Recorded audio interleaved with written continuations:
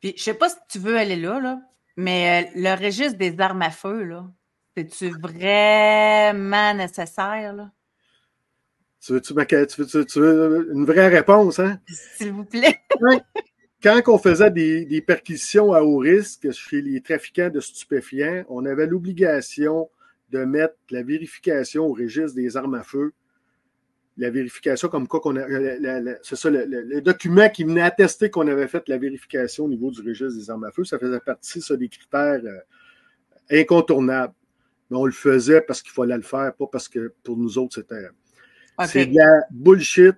Moi, les criminels que j'ai arrêtés en possession d'armes à feu, c'était tous des armes illégales, soit qui avaient été volées par quelqu'un qui l'avait acquis de façon légale ou qui viennent du marché noir. Puis ça, j'ai pas besoin de faire un dessin pour savoir d'où viennent les armes là, et la facilité qu'ils ont à en avoir.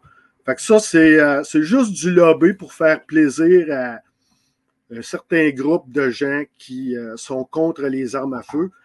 Mais moi, je vous dirais, j'arrive des États-Unis, là, puis j'ai des amis américains que je fréquente l'hiver qui sont tous armés. C'est pas sorcier, ils sont tous armés. Ouais. Ouais. Les registres, ben ça, c'est juste du gros n'importe quoi, du flash, de la poudre aux yeux. Ça n'a aucune. Pour nous, ça n'a aucune valeur.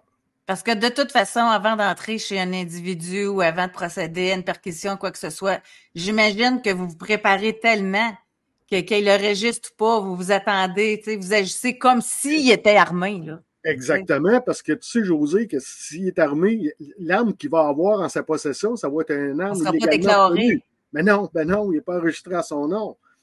Donc, ça vaut rien, là. Tu sais, moi, j'ai des armes, je suis un chasseur. Ils sont enregistrés à mon nom. Mais sont entreposés chez mon gendre parce que j'ai plus de maison, je vis dans mon motorisé. Ouais. Si les policiers font une vérification sur mon gendre parce qu'ils viennent faire une intervention ici, jamais qu'ils vont savoir qu'il y a des armes, il n'y en a pas accès, là, parce que c'est moi qui ai la clé de l'armoire. Puis ça, mais, tu sais, techniquement, il y a des armes dans la maison, puis les policiers ne le sauront pas, là. Les policiers ne travaillent pas avec un registre à la base, là. On ne travaille pas avec un registre. Non, mais tu sais, moi, parce que moi, je pense aussi que c'est une perte de temps puis beaucoup d'argent qui est investi là-dedans aussi. Mais ça n'a pas été demandé par les policiers. Ça n'a pas été demandé à ma connaissance, là. C'était du politique, c'est du polytechnique, c'est les lobbies, c'est... Mais malheureusement, il y a les directeurs de police qui ont une association qui, eux, ont un peu, comment je dirais, un peu entériné cette décision-là d'instaurer un registre. Mais si tu vas faire le tour de la base, là, les policiers de terrain, là, du monde là, qui ont du vécu sur le terrain, là, qui n'aspirent pas à devenir directeur de police, parce que là, on parle de politiciens à ce moment-là, on parle plus de policiers, là. Oui. Ben, si on va sur le terrain, le registre, c'est de la grosse bullshit. Puis ça, il y en a-tu beaucoup? Parce que ça, tu vois, là, dans mes séries que je suis, là, il y en a beaucoup de la politique, là. Tu sais, c'est d'être capable d'aller chercher tel budget, d'être capable d'aller chercher...